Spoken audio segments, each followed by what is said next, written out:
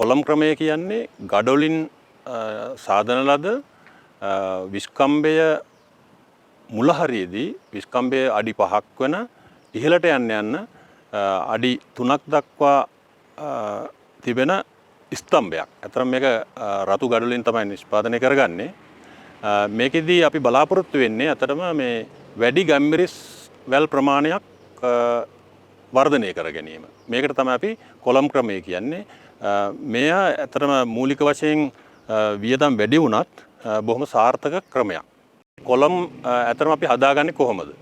Column හදාගන්නේ මම කලින් කිව්වා රතු පාට ගඩොලින් තමයි හදාගන්නේ. ඇත්තටම බේස්මන්ට් එක එහෙම නැත්නම් අපි පාදම හරියේදී අඩි 5ක විස්කම්බයක් යුතුව තමයි මේක හදාගන්නේ.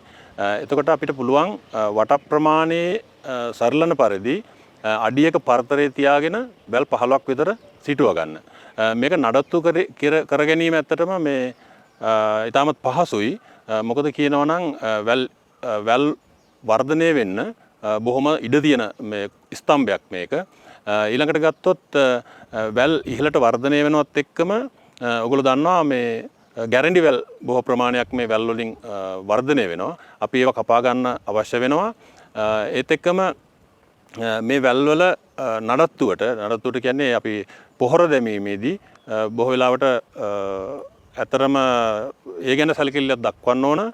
නිසි කලට වෙලාවට පොහොර දැමීමත් අනිත් එක තෙතමන ප්‍රමාණය පවත්වා ගැනීමත් මේ ස්තම්භවලදී වැදගත් වෙනවා. මොකද මේකට සෙවණ හම්බ වෙන්නේ නැහැ.